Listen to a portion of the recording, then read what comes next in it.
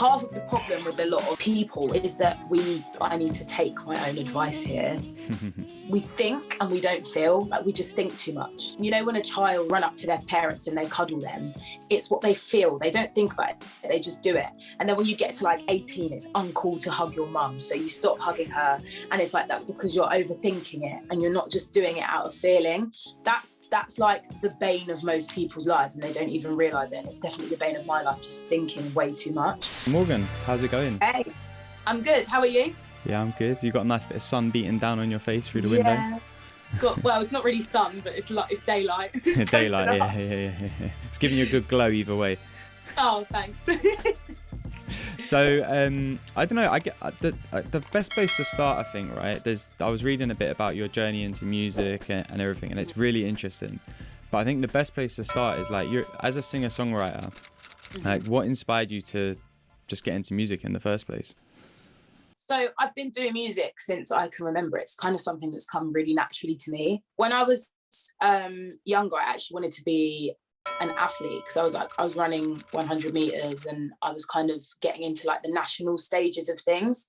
Like I was winning for my county and all of that. And then, but music was always the thing that I was just quite shy to do. And then I just remember having like this moment of realization that I can kind of sing a bit better than my mates, like when I was in like the school choir and that, and I was thinking maybe I should actually do this. And I was quite young at that point as well. I was probably like 8, of like 8, yeah, really, really young. I've done it since I can remember. And yeah, like my dad's very musical. He used to have a home studio before my younger brother was born, and then he had to use that studio room as a bedroom. So he kind of like put the piano in my room and kind of sacked off the whole home studio. And then I just started to teach myself piano on YouTube. And then I've always sung, but I thought if I teach myself piano, it can only help. And then, yeah, from then I was just so keen. Like I've always been so keen to do music and kind of put myself out there. And I guess it was a good time for me to do it at the age I was, because I started to properly pursue it when I was like 15. You know, I started applying for like talent shows and doing all of these things, and I could feel my drive properly around that age. You know, when you're too young, it's kind of like you want to do something but you haven't really got the guts. I was too shy, and then I started really putting myself out there on social media, and then it all kind of began really. Nice. Well, yeah. You got to that point in your life a lot quicker than I did. It took me to my late 20s to get to that point. Yeah. Do you know what timing though, innit? Like everyone's timing is just different. Yeah, and I guess like have you found then that you've kind of like you've had that journey where everything's just kind of landed at this point where you're now, you know, putting out singles and performing and stuff? Because like when I look at my journey, there's so many things that happened along the way in different areas of life that led me to the point of like wanting to start this podcast or like start putting out like content on social media. Like do you kind of feel the same? Do you know what, like a lot of people I've spoke to about what they love to do, they always say that kind of there was situations that happened that pushed them to do what they do now. For me, I just always wanted to do it. Like I know it sounds really cliche, but literally I've not wanted to do anything else apart from athletics, but music was always like the main thing that I wanted to do. There were like situations that happened, like losing close family members and stuff like that, that kind of gave me more drive to push to do it. But it wasn't like a moment of, oh, I want to be a musician. It was always like that. Do you know what I mean? Because I feel like it's in my blood. Like ever since I could walk, I've sung, you know, like my mum always used to tell me. I've seen like videotapes of me on the camcorder where I'm like singing like with my hand as a microphone. Like I need to find that footage. But yeah, I've always done it. Yeah. Sounds like footage that will make a sick music video one day, like, or archive footage, like an old school Kanye like video, loads of archive footage in there, giving the vibes of like been doing this for. That'd be quite a cool video actually. Yeah. Yeah, that'd be banging. Might take that on board actually. Yeah, do it. And you said your dad was big into music, right? So what was the kind of music that you grew up around then? Because I'm imagining like if he's into music and he had a studio, there was always music kind of like blaring. So what were the vibes that were coming out of the house when you were growing up? Wow, we had like I mean, my parents are both garage heads, but you know, everyone loves garage. But my parents also loved blaring like 70s, 80s music. So like George Benson, Shalimar, the Pointer Sisters, those kind of artists. Luther Vandross, like those kind of artists. I'm an old soul because of that. You know, like I really love old music. It's my favorite type of music. I know I didn't live in the era, so it's not the same, but I really love old music. Like I'd pick that over any new music. Honestly, I love it so much. But yeah, that's the sort of music that was playing, kind of like jungle drum and bass, reggae from my dad's side. You know, mum was a proper garage head, so my mum was a raver. Was. Nice. So probably those genres, yeah. But all different types of music. I love every type of music. Like there's not one genre that I hate. I love at least one song from every genre. So yeah, nice. Yeah. And what is it about the older music that you said you like just love? I think the meaning and the soul behind it. I think music's changed a lot now. You know, there's still the artists who I really, really appreciate, who still bring back the soul and the strong meaning behind music and the depth and the musicality. But for me, back then, all music was like that. Well, most music was like that. So it's like you could go through my 80s playlist and every song would make you feel something. Do you know what I mean? Whereas now I feel like as it's changing, it has become a little bit more shallow. But I do think that that's just like a point in time that's going to pass. So. Yeah, I think as well, it's like it feels like to make a catchy, like really catchy tune, it's quite repetitive. Whereas like when you listen back to some of the older, like I've been listening to loads of old reggae this weekend I went on a bit of a journey with like Jamaican culture this week, and I went to a local restaurant to me called Allotments, and it's like a community center, but it's a restaurant, and they have like they're creating jobs and stuff for like the kids in the community. Amazing. So I went there to eat on Saturday, and then Saturday night I was looking for something to watch, and I was just flicking through Netflix looking for something easy, and I ended up watching Big Nasty's Journey in Jamaica, or whatever it was called. Yeah. Mm-hmm. And then in that video, the kids, like, they're playing the drum in the school, and one of them he bursts out into a Redemption song. And then when I woke up on Sunday, I was like, I want to listen to Redemption song. So I put it on Spotify, and then it started playing like loads of like, so it's been like the soundtrack to my weekends being like reggae. Oh, and in the restaurant, they were playing loads of Calypso music as well. So it was like a proper I love Calypso. Yeah, up-tempo, like, yeah. I literally booked a holiday to Jamaica yesterday. Nice. So I'm so buzzing to go back. I went last year as well. So buzzing. Have you ever been to Jamaica? I've been twice, yeah. Oh, perfect. Yeah. It's good, isn't it? It's really... What is it like? What do you like about being in Jamaica? I feel like I'm just connected to, like, because my dad's Jamaican, so I'm half Jamaican, and I just feel really connected to where I'm from. It's just I can't even explain it. Like the culture, even because we used to go a lot as I was a child as well, like a lot. And even things like picking mangoes and, you know, drinking like coconut water fresh from a coconut from a tree, like those small things are just things that you don't get them over here. And so when you get to do stuff like that, you know, and speak to the locals and you just see a different way of living, and it makes you appreciate things a lot more when you see that kind of way of living. I remember when I was in Jamaica, when I was a bit younger, I gave this girl my trainers that I had on, and I walked back to the hotel in socks. Oh, wow. Huh. Because I felt so like bad that she didn't have any shoes, and I gave her my shoes. And it's just that they're so grateful for just like shoes, things that we would just like, you know, it would just go over our heads. So, but I love that country. I'm so connected to it in every way possible. And musically, it's just I need to go there for music. Yeah, that's what I need to do. I need to go and write over there in, I don't even know. There's so many studios to go to, but I need to do it. So at some point, definitely. Yeah, you got to go and hit with the big studios, isn't it? I know. It's like it's funny, I was saying this to my girlfriend yesterday, that I feel like in another life I was Jamaican, or like from one of the islands, like, Yeah. because when I've been there, I just feel so like comfortable. Like, it's really hard to Mm. explain, because like, so I used to work at One Extra, Yeah. and every year they do like a Jamaican focus for the month. I think it's like February time.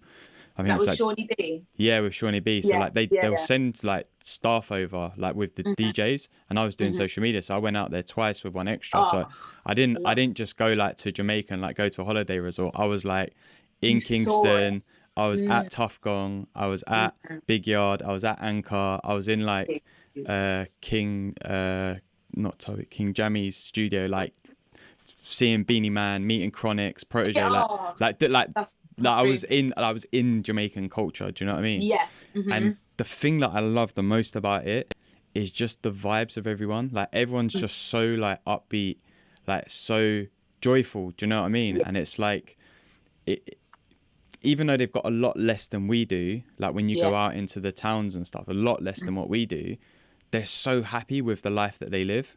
I Do you know know. what I mean? I. And I love that. It's just smiles and music and vibes everywhere you go. It's a completely different type of happiness, because I feel like a lot of there's like pros and cons to everyone's life, and I think one of the pros here is obviously, like it's a wealthy country, and we have a lot of facilities. And the one thing that's so beautiful about over there, and why I love it so much, is that it's like I actually feel like I'm connected to the earth when I'm there. Like, I feel like I'm actually connected to the planet. Like, when I'm, even because we went last year and it was pandemic, and we were like really panicking about going out there, because, well, I was, because we had to do all this PCR and all of this. But once you got there, they obviously made you wear a mask and stuff, like only when you're, commuting from like the reception to outside of the resort or whatever.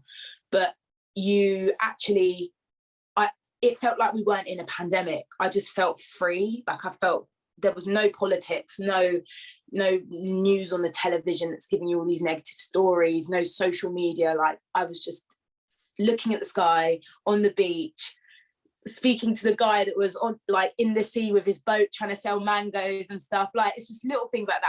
I love it so much. So I can't wait to go back this year. I'm so buzzing. Yeah, it's like So there's less reliance on like the big stuff, isn't there, over there? There's yeah. like all of that stuff, like you're saying, social media and like, technology. Like, it feels like over there there's a lot less reliance on it, and it's like a simpler life in a way, but Yeah. for the good reasons, Yeah. Definitely. I think simple is amazing. Obviously they struggle in some areas, but like, one thing that's amazing about it is this scenery as well. It's just so natural. Do you know what I mean? Yeah. So nice. Yeah. But yeah, I love it there. Yeah, I know what you mean when you say you feel connected to the earth more when you're in those sort of like rural areas. Like my grandma's, or all my family's Italian, but my grandma still lives in Italy, and she lives in this tiny little village in the mountains in Tuscany. But it's like literally a village of about 15 to 20 houses, and then the nearest village is like maybe not even 100 people, like proper in the mountains. And you look at, you like in her bathroom, you look out and you just, all you see is like village, and then like just green mountains, and then like obviously the road that comes through it all. And it's just like, you look out at that and you're just like, wow, you just feel so much more like pure. It's like pure, isn't it? Yeah, like grounded and pure, and like I don't know, the divinity of the earth. You kind of feel it, Yeah, I know what you mean. I know exactly what you mean. I've never been to Italy. I've always wanted to go. I've never been. It's on my to-do list, definitely. Yeah, it's great. It's a great country. So with the Jamaican side of like you said, your dad's Jamaican, right? You've been there quite a lot, like, and the music. How do you draw on that, like, these days, like in your life, like not just musically, but just like living your life in general? What, in terms of like, what do you mean, like musically? Like musically, like I was listening to a couple of your songs, and you've got like that little like patois, like, do you know what thing, or like, and even some of the beats sound quite like you know, they've got like the Jamaican influence kind yeah, of. like the little Yeah. bounce to them. Hmm. How do you like draw on that consciously, or is it just like you feel the vibe of it and it's let's go kind of Yeah. thing? Do you know what? Like when I create music, I don't. I was having this conversation the other day, and I was saying that half of the problem with a lot of people in general is that I need to take my own advice here, but we think and we don't feel. Like we just think too much, you know, like even for example, you know, when a child is you've got like a 3-year-old and they run up to their parents and they cuddle them, it's what they feel. They don't think about it, they just do it. And then when you get to like 18, it's uncool to hug your mum, so you stop hugging her, and it's like, that's because you're overthinking it and you're not just doing it out of feeling. That's like the bane of most people's lives, and they don't even realize it. And it's definitely the bane of my life, just thinking way too much. And so what I try and do now in the studio is like consciously tell myself, don't go in and think I'm going to make this genre, I'm going to make that genre. Just make what comes to you, and it will flow out of you so much better than it would if you had this little checklist and you're like, I need to make like an Afrobeats hit, or I need to make a pop banger. Like just make what comes out, and that's how I've written my best songs. And none of my best songs have come out yet, but like we're like we're making plans with them, but like that's how I've made some of my strongest music, is by just feeling. And with the Jamaican influence, it depends, because when I write music, I just do like, I hum melodies, and then if I find a melody that's got like a nice swing to it, then I'll put some patois over it. Do you know what I mean? And I think it's nice because it adds a little bit of like flavor to the track. So I do that quite a lot, but I want to do it a bit more actually. But some of my collaborations that I've got in mind, I should really start embracing the patois even more. But yeah, in terms of the music, I work with so many different types of producers. And for some reason, all of them love making those kind of beats with the swing, and I love listening to it, so it's perfect. So it just kind of naturally just comes, really. Nice. I like what you said there about feeling into the music rather than trying to like think about it. Like how do you like when you're in the studio? Like when I say how, I'm assuming you haven't got like a special technique that you do, but you know what I mean, right? Like what do you do to kind of like feel into it rather than, like they said, block out too much of the thinking of like, oh, it should sound like this, it should sound like that, and just go with like that vibe in the moment?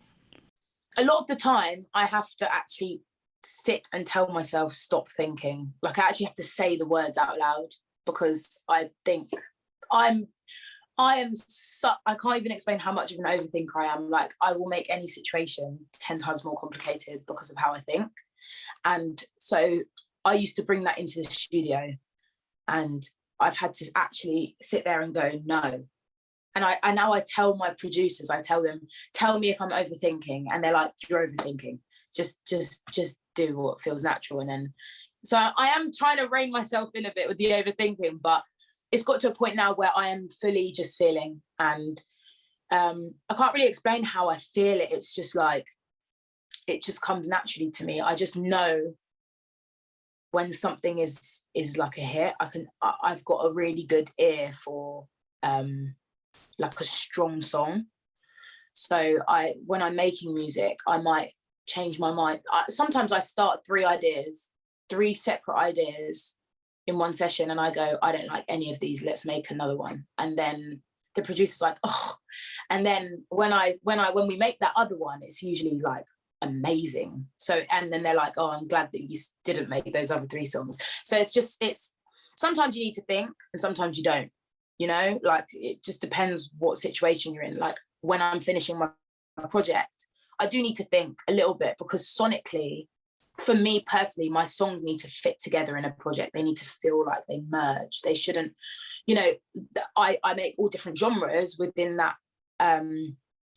project, but they need to make sense. Do you know what I mean? So that's when you start thinking. But when you're not in a campaign, for me, I don't think, I just make music and whatever happens. Yeah. Basically. Yeah. Just yeah. I know what you mean. It's like just being with the kind of the sounds, being with like the space, you know, it's like giving your attention to it. It's like, and actually that's something that I was noticing quite a lot in Jamaica, is like people like when they're in the studio, like there'll be a beat playing or something, and they'll just, you know, I guess it comes from like sound clash culture, right? Of like they'll just have the beat or like dub play, and then they'll just like spit over it. Well, not spit, but do you know what I mean? Like they'll like sing over it, or they'll put some lyrics to it just there in the moment, and then like someone else will jump on with the mic and they'll do the same thing. And it's like no one's really, everyone's just sort of feeding off of the energy kind of thing. Yeah, definitely. That for me, energy is so important. Like even if I'm in the studio and I don't feel that great, I won't, like, a lot of people, they channel their pain, like they can channel their pain into their music.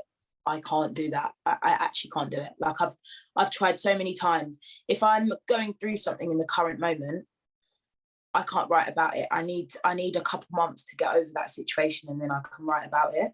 I can't, like if I go through something this morning and then I go into the studio tonight, I can't write about what I went through this morning, because emotionally I don't feel like I've come away and looked at it from a different point of view.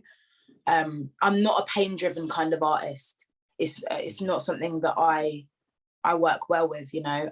And if I am pain-driven, it's something that I've been through years before. It won't be anything I'm going through in the current moment, because my energy will be off in the session.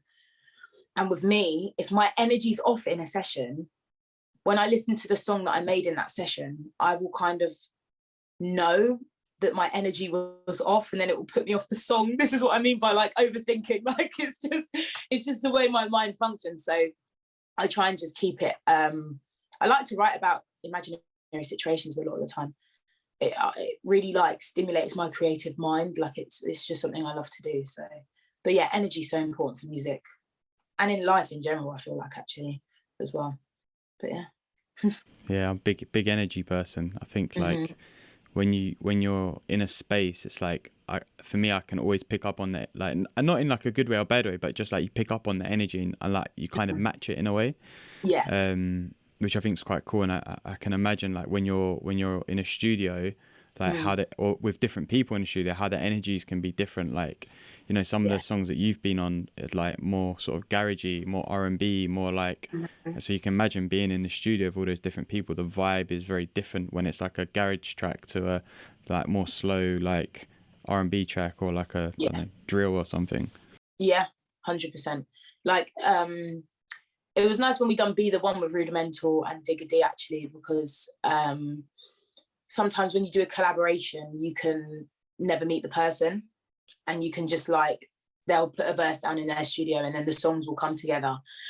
But when we made that song, we made it and then we got Digga in to kind of record his verse, and it was nice that we were all together, because I could feed off of his energy, he was feeding off of my energy, and we were all like dancing in the studio to it. And it made, for me, that made the song feel more positive for me, was the fact that all the artists were in the room together and we could feel each other's energy, and then it was put into the track and it made the track do so well. For me, that's what I believe. I believe that's what made the track do so well, like the energy that was put into it.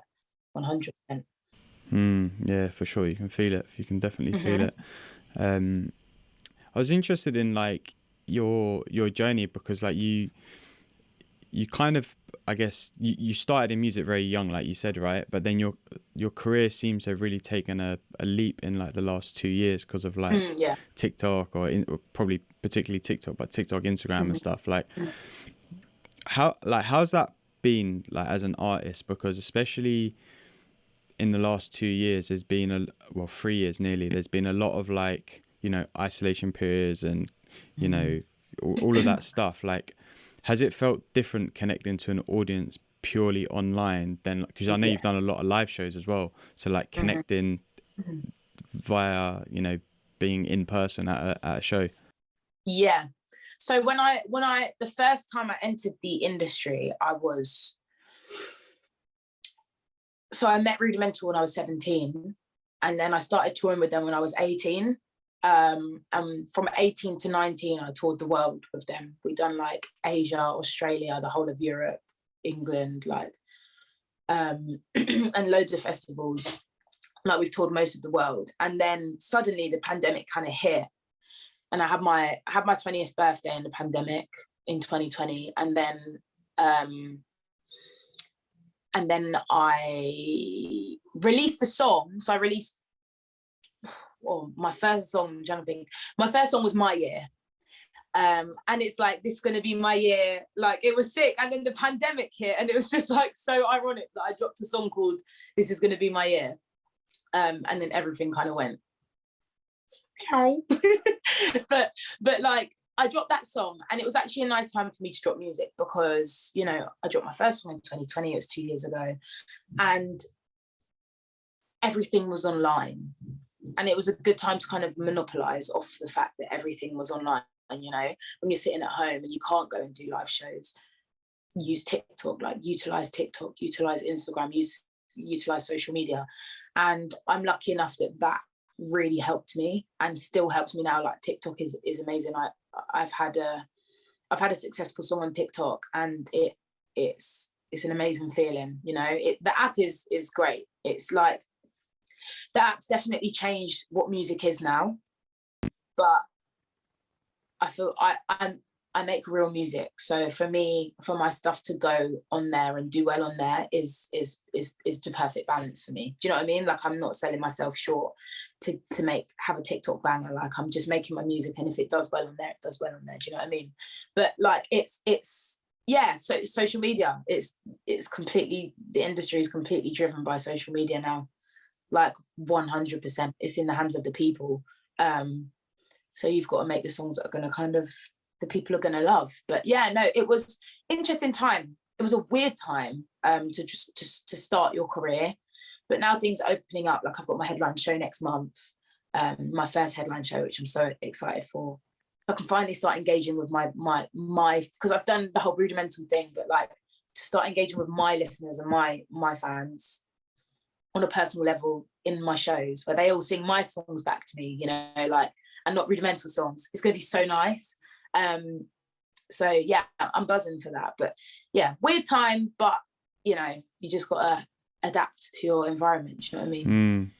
Yeah. And do you feel like it helped you to kind of connect to an audience in a way, because there was more emphasis on that? Because like you said, if it wasn't a pandemic, like, you probably would have been out in the studio more often. You would have been, you know, probably starting to do the festivals and shows and stuff. So you're spending more time out, you know, outside the house, for, you know, whereas like during the pandemic, it was like, that was the only way to connect with people and new people as well, was like online.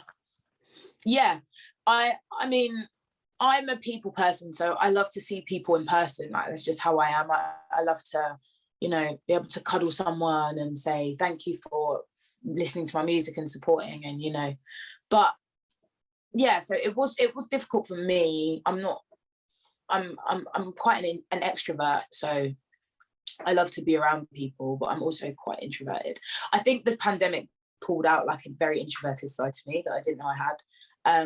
But yeah, like, it was tough not being able to see people, and, you know, shake people's hands and communicate like that. But, you know, it's kind of going back to normal now, so it's nice to have that.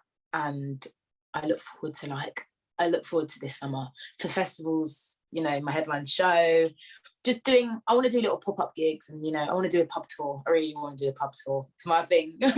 Like, it's on my to-do list. Like, me and my guitarist Beanie, we're just going to go out around loads of pubs around the UK, and just do little pop-up performances. Sick. Those kind of things are the things I've wanted to do for the past 2 years that I haven't been able to do. So yeah, do it now. I guess, you know? like you said, that's like the way to connect with people, right? Like, those pubs that you're rocking up in, you know, you're probably gonna guarantee that 90% of the people in there wouldn't have heard of you. So it's a way to like engage with a different type of people who maybe wouldn't have come across your music anyway, or potential new, you know, new fans, or like people who are like, oh, that girl in the pub, yeah, she was sick, like, let's check her out, like, do you know what I mean? Yeah, that's definitely, it's good to try and branch out to as many different types of people, because like you say, like, people that are in those pubs probably wouldn't listen to my kind of music, so it'd be good to like put it in their face and see what they do with it. Do you know what I mean? You never know, some people would love it. But yeah, that'd be cool. That'd be very cool. Right. And what's been your biggest lesson then throughout the whole pandemic? Do you know what? I thought I was gonna, when it started, I thought I was gonna crumble a little bit. And actually I used fitness as a way to keep my head space clear. So I'm really like into fitness now.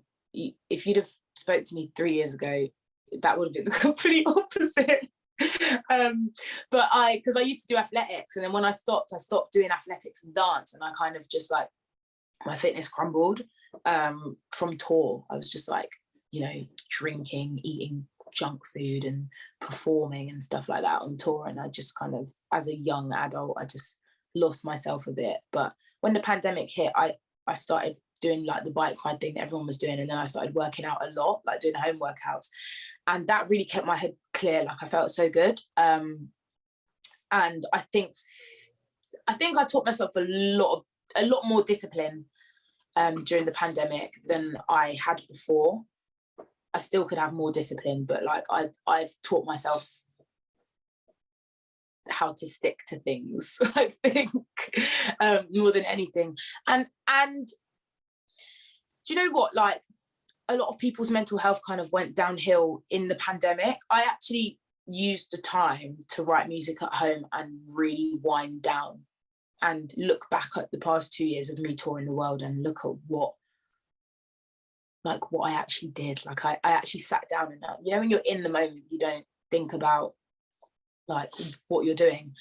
When I sat down and I looked at what I'd done, and I was looking through the videos, and it was like, I was in Singapore and I was in Australia, and it's like, oh my gosh, like you've actually achieved a lot for a 19-year-old. At the time I was 19. So it's like, you've achieved a lot. So stop beating yourself up like every day that like you should be doing more. Like obviously I'm always going to want to do more, but it just made me see things differently. But now I think more than anything, when the pandemic slowed down, I think my mental health started to kind of spiral a little bit again. It's made me think maybe it's the real world that's driving me insane. Maybe it's not the pandemic. Maybe it's like the outside world. Maybe I should just stay in a cave and not come out. I don't know. But yeah, like I found out a lot about myself as a person, which was hard and great at the same time. And you face the hard truths of who you are. Yeah. And you realise that you have to fix them. It's a process. It's definitely a process. Can I ask what some of those things were that you learned about yourself? Yeah. I don't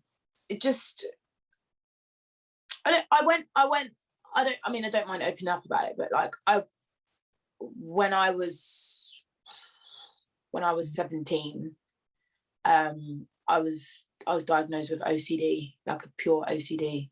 And that was a tough time.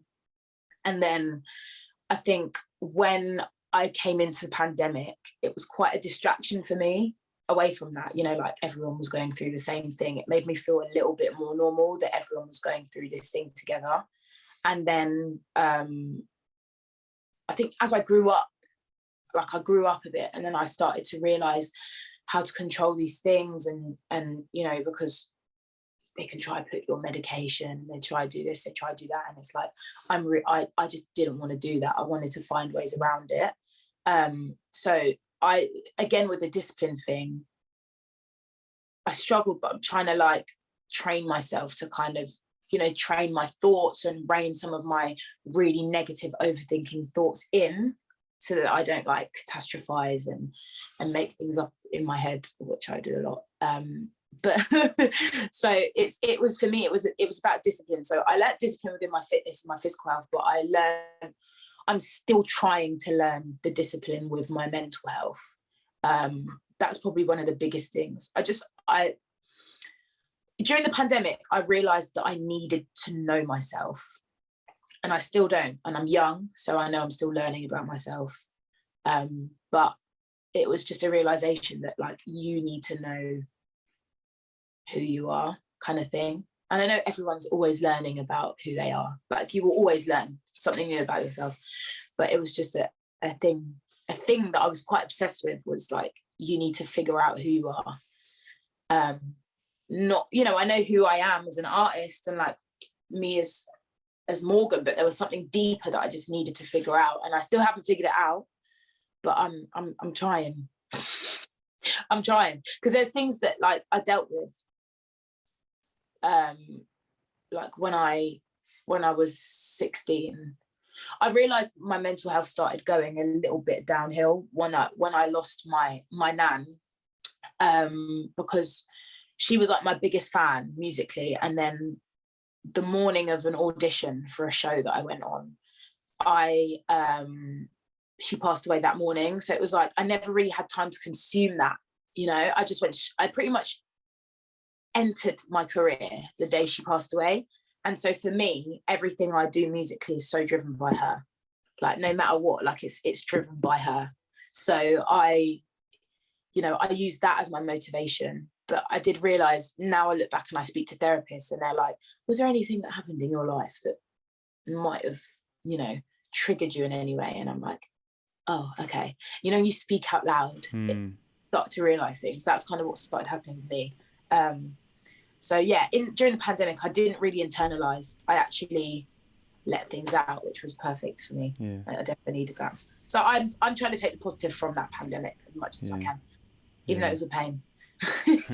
No, it's amazing. I think like I remember when we entered into it, I remember saying I was having a chat with a couple of friends, and I said I think the first thing that's going to happen from this pandemic is a lot of good music's going to come out of it, because artists had nothing else to do but be at home with their home studios and make music. And secondly, a lot of people are going to experience a lot of growth for exactly what you said. It's like having all of the kind of distractions, and I don't mean distractions in a bad way, but just like everything is kind of a distraction out there from ourselves in a way, right? And like having all of that taken away, you can see a lot of people struggled, a lot of people grew, a lot of people thrived, right? There's a whole spectrum of it. But I think the thing that a lot of people, or a lot of conversations I've had, that people had a moment like what you experienced of like, oh, like I need to learn about myself so I can grow. And one of my favorite questions to like reflect on that is like, you know, saying like finding who you are and all of that. And I think as well, like especially like in the last couple of years, I feel like there's been a lot of pressure on that as well, of like knowing who you are.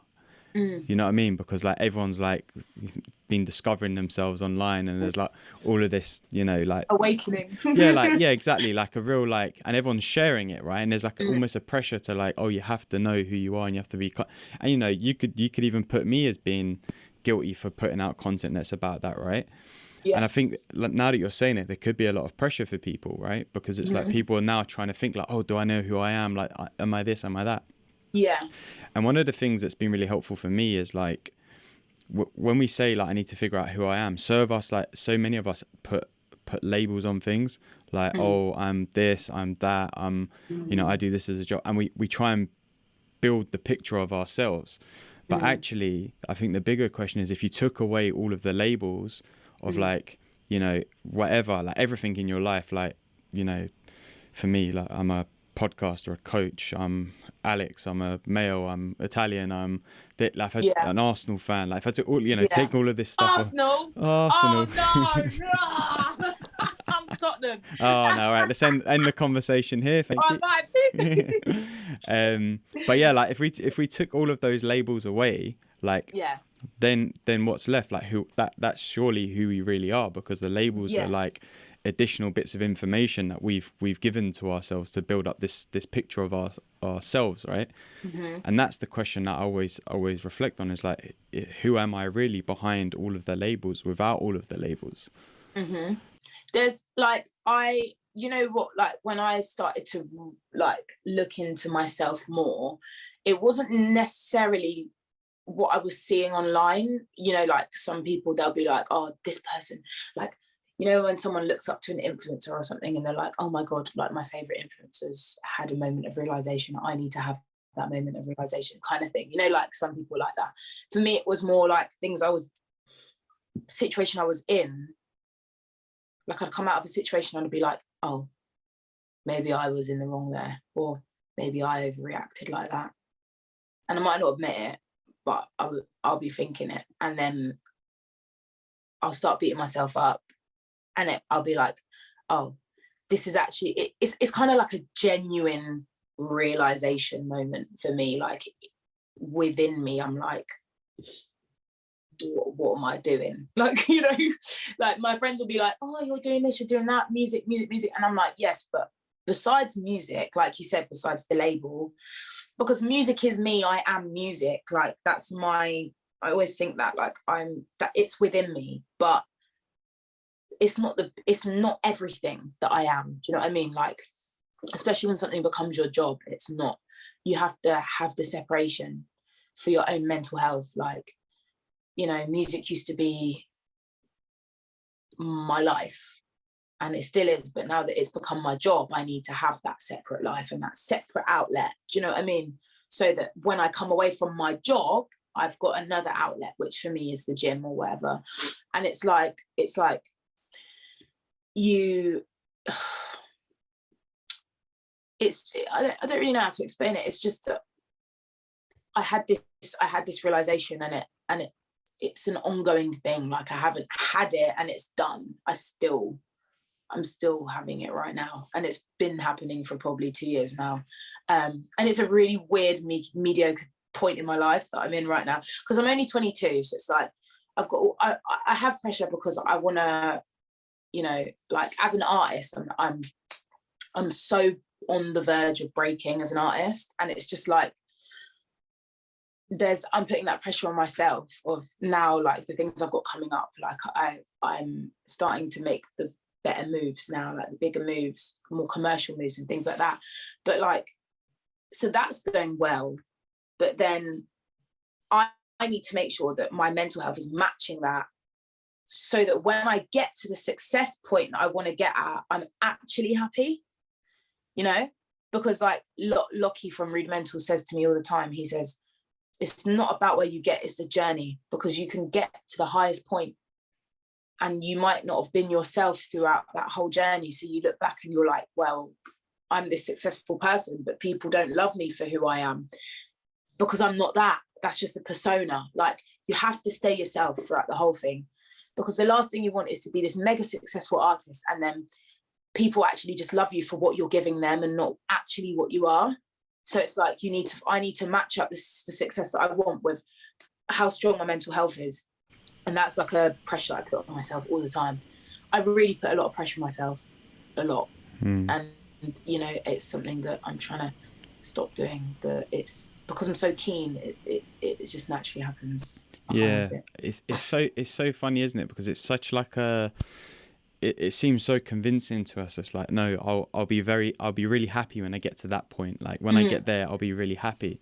And it's like you said, like Thingy from Rudimental said, like, you got to enjoy the journey, not like just the destination, because the journey is the destination in a way. Yeah. And it's like, I've been reading Tyson Fury's book the last couple of weeks, and he you know, his journey with mental health and boxing and stuff. And there's a brilliant like couple of paragraphs in about 2/3 of the way into the book where he's talking about like the big fight where he won like the heavyweight championship for the first time. And he basically says, like, you know, that moment when they lifted up his arm, they said he won, they gave him the belts, he was like, I felt amazing, I felt on top of the world for about 2 minutes, and then straight away I felt exactly how I felt before the fight. Exactly. And it's like, really highlights the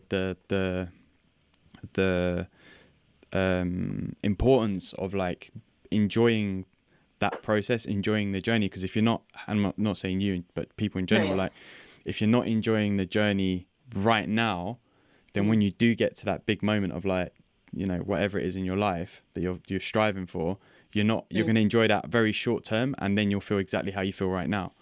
And it's like, that's so important, is to like enjoy and be present with the journey, because then like it takes off the pressure. It's like, I just need to enjoy like what I'm doing here and now, and and this moment of my life that I'm in, kind of thing. Yeah, it's like the whole world loving you for something you're not. Like, you might be like, oh yeah, great, everyone loves me, but they don't. They love you, they love this version of you that you've put out to the world. They don't actually love you. Do you know what I mean? And I understand that if you're like a mega superstar, like not everyone's going to know you, you know, because you don't really want to give out all of you, because it creates vulnerability, and you don't want the world to know everything about you. But like, you do need to, some people are happy to put the persona on and then have their private life. That's also a great way of doing it. Like, you can either really put a heavy persona on and have this person that everyone loves, and then you actually have your life that no one knows about, and it's private and it's perfect and it's like great. Or if you do want to be that person that speaks out on things, like I'm the sort of person, I speak on everything, like everything I speak on. You know, there's some things I won't speak on. You know, like, I don't know, you know, and you see like celebrities putting, like, writing things up on their breakups and things like that, and they love it because they monopolize off of their breakup with their career and stuff. I'm not that sort of person, but like, I will speak openly about my mental health.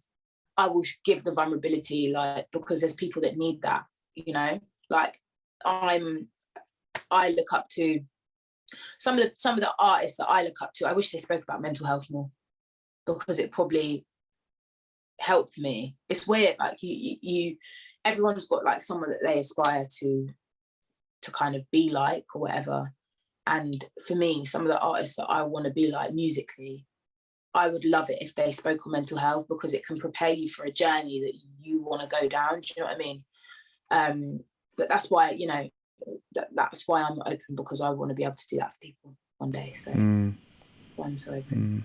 I love that. And it kind of brings it like background to social media, doesn't it? Where it's like, I think social media gives us the amazing opportunity to be able to do that. Like, especially, you know, you said as an artist, right? You know, back in the day, you know, 10, 15 years ago, you'd only really be able to get a sense of an artist through an interview that they've done on TV, or like, you know, reading about them in a magazine or the newspaper, and obviously the music itself. But you're still, you know, there's still a lot of gaps that are unanswered as to like them as a person. Whereas I feel like social media, if people want to use it in that way, like, you can be as open as you want. You can share what you want. You can give off a lot more of a human side to who you are as a person, and not just like, oh, Morgan the artist, or like Dua Lipa the artist, or like whoever. Like, you can really, you know, show your character, your personality, and that's you know, a huge part of what people kind of connect with. 100%. I like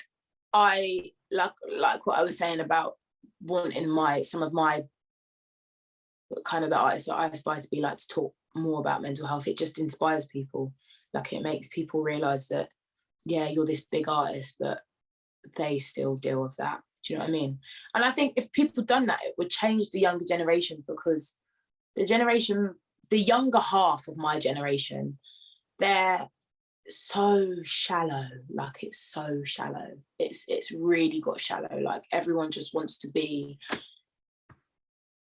I don't even know. It's like, I feel like the social media culture's changed. People, like, there's these influencers and people, you know, even when you go on social media, and like, there's influencers that are selling you this thing, like, I don't know, these leggings that make you lose weight, you know, things like that, like false, like, do you know what I mean, advertisement, and it sucks people in because it's their favorite person doing it. Do you know what I mean? Like, if Beyonce says buy this, thousands and thousands of people are going to buy it. So if you've got a voice like that, why wouldn't you use it for the right thing? Do you know what I mean? Like, use your voice. You've got the voice to change the world, or whatever, even change one person's life. Why wouldn't you do it? Do you know what I mean? And that's what I aim to do with my music as well. Like, I think it should be done within music. Obviously, you make fun music, but some songs can be meaningful and, you know, and have depth to them, because music is subconscious. You take it in without realizing, and it's a fact. Like, it's actually a known fact. Like, even when you see, like, I will never ever download a song on my phone in my life, but I will know all the words to it because I heard it on the radio once and it's gone in my head. Like, I would be like, I don't even know the song, I don't even know who sings this, but I'm singing it. Do you know what I mean? Like, music goes into your head, and it influences generations, it influences certain types of cultures, like, even like the gang, the crime culture, whatever it is, whatever culture it is within music. Like, it goes into people's heads. So it's important that your message is real, definitely. Real, fun, whatever you want it to be, but just make sure that it's coming from you, kind of thing. Yeah, I think that's really powerful. And I think that's even if you're not an artist, even just in life, innit? Like if you're just being you, like and authentic to who you are, then like that speaks a lot louder than kind of trying to be something you're not, you know? Yeah. And I think 100%. I think one thing I actually really appreciate is like, you know, the artists of your generation. There's a lot in the kind of same sort of age bracket at the minute who are on the same thing as what you just said. They wanna be open to, you know, who they are and the vulnerabilities and you know, it's not like showing everything all the time, but like it feels like there's a lot more openness because as a generation you've grown up without that. And you know, now you're seeing like, oh, it's really beneficial to like be able to show who I am and be honest about stuff, and like you said, it's going to influence people who are fans of your music or who just follow you online or whatever. And I think that's really amazing to see that people are sort of wanting to create that, you know, culturally in a way. Yeah, definitely. Like my generation is so open, like it's so much more open than, you know, like my parents are quite young, so it's like they're not as old school, but you know, some people's parents in my generation, they're in like in kind of like the even older generation, and they just don't understand mental health. They're just like, just deal with it, just deal with it. Like if I spoke to my great nan now, she'd be like, just deal with it. Just do it. What are you thinking about? Just do it. Do you know what I mean? It's like, it's not that simple anymore. Like it's actually not. It's just, it's a completely different outlook. But people in this generation, they want to make a change because they're starting to realize that things are going left a little bit in terms of like, you know, the meaning behind music and the cultures that are being pushed, like the negativity that's being pushed within the world as well. Like creatives are here to make change and use their music and their voices to change. So we have to do that. Do you know what I mean? So that's what's important to me, definitely. Yeah, no, I think it's sick because I think like even like with me with the podcast, I started it because I wanted to like, if I could inspire one person, do you know, Exactly. I never would have thought it would have ended up with like hundreds of thousands of downloads. I just like thought if one episode can inspire one person, then that's like a great job because Definitely. like you said, it's trying to share your own message in a way and trying to be authentic to like me, who I am, with the types of conversations I have with the type of people that, you know, like yourself who come on the podcast. Like it's authentic to like the stuff that I do in the world or the stuff that I'm interested in. You know, it's not like, oh yeah, like let's just have this person just because they look like they've got loads of followers. It's like if I'm not interested in them as a person, it's like I've turned away a lot of people like as guests because I'm like, right, cool, they've got a few 100,000 followers, but like I'm not really, I'm not really about what they're about. I don't really like get a vibe. It's like I very much, you know, have, I guess it's like an invite only policy in a way, and not to sound like a, you know, egotistic maniac, but like because I want to know that if I'm going to invite someone on the podcast, I want to be really into what they're about, because then we're going to have a sick conversation, you know. And it's like, you know, every now and then, like with yourself, like I've got a good relationship with like the people who are promoting your music, and they said, oh, like Morgan would be sick because they know that the type of conversation I've had with previous artists that they've put forward. And it's like, yeah, cool, let me go away, check out the music, let me see what she's about, like how she's showing up on, like, yeah, she looks cool, like I'd love to have a conversation. So I have to know that there's something, and it's like that's because I want to showcase that authenticity through this as a medium, right? And I can only imagine from a music perspective it's the same, right? You only want to do a tune with the artist that you're really into, or doing the type of music that you're really like feeling at the minute, or working with the producers who, do you know what I mean? And not just like, oh, you know, just doing it for the sake of it. Yeah, like, hey, like Morgan, do you want to do a tune with Skrillex, or like I don't know, like I don't know if you like Skrillex or not, but like just someone who's just like just not on. Do you know what I mean? It's like a completely different vibe. It's like, cool, it could be good because they got loads of massive name or whatever, but like But is it authentic? Yeah, is it going to be authentic to me? Like, do you know what I mean? It's like, I think Yeah. it's a sick way to approach like putting things out in the world. Definitely, because even me having this conversation with you, like I'm speaking out on things that I haven't spoke out on for ages. So it's even good for me as well, like to have this conversation with you and kind of let things out. It's almost like therapy. Do you know what? So many people have said that as when they've. Yeah. It's so weird. It It's actually so is. weird. But it goes to show, right, the importance of having conversation as well. Like, that's all it is, right? It's a conversation, and it's like when you get into, and also it's a conversation with no distraction. Like Yeah, we're not exactly. checking our phones. No. We're not like people watching. We're not like, you know, in the Yeah. park on the phone. It's like it's just an hour, and we're just It's sat here just talking to each other. So it's like Mhm. naturally more open conversation comes up. And it Yeah, shows the definitely. importance of that, like when you're with friends and family or whatever, like have like actually give them the attention and have a conversation rather than like be on your phone or like watching all the cars go by or whatever. Exactly, definitely.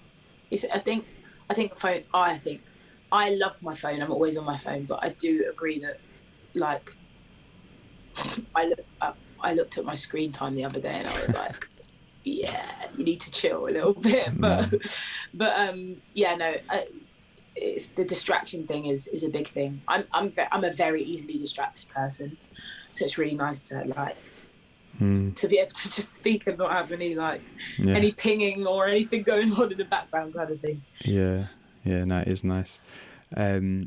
But yeah, like this has been a sick conversation, and I appreciate, like you said, you being open about certain topics. I think again, it's showing that you're being really authentic to who you are. You're not really shy about that stuff. You're like if you're comfortable with it, you're happy to talk, right? And I think that's going to have such a huge impact on people as a whole, because like the more that we do that, the more that we kind of we influence people in a way, right?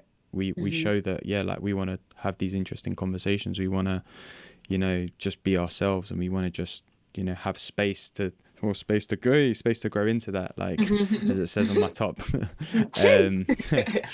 And I think it's very important. So I want to appreciate you for coming on today and joining me and having sick conversation. Thank you very much for having me. That's all right. What have you got coming up next? Like, you've got, obviously you said you've got your headline show. Have you got EP or anything coming out? Yeah, I've got so I've got my headline show, and then I am gonna drop an EP this year. Exclusive information. I'm gonna drop an EP this year. And then I want to do like the pub tour. I want to do like a little acoustic EP as well. Just like a little stripped back version, so I can kind of showcase my vocals a bit more. Performances, festivals this year, little bit of touring, definitely, and loads of music, and really good features. Yeah, really good features. Yeah, it's going to be some sick features. Yeah. I'm excited. Nice. And if you find yourself in a pub in North London on the pub tour, hit me up. I'll be there. I will. I'll hit you up. I want to go everywhere. I want to even go to like Scotland, like just all the way up and all the way down, and just hit all the as many pubs as I can. I'm just going to go in my manager's car. Yeah. Me, Beanie, the guitar, my manager. I'm just going to go around. See what happens. That'd be amazing. That sounds so fun. Yeah. It'd be a cool way to just like see the rest of the UK as well, like just to travel it. It'd be amazing. Definitely. So if people want to find you online, keep up to date with everything you're doing, where can they find you? So on my socials, I've got Twitter, which is @known_as_Morgan. Instagram is @MorganConnieSmith, and my TikTok is @MorganConnieSmith, and Facebook is just Morgan. But I'm sure you'll find me. Who uses Facebook? I was going to say, which platform do you hang out on the most? Yeah, literally. No, but yeah, they're my TikTok and my Instagram are the same, @MorganConnieSmith, and then Twitter is @known_as_Morgan. Nice. Well, thank you so much, and yeah, looking forward to hearing about the pub tour. Yeah, I'll let you know. Thank you very much for having me.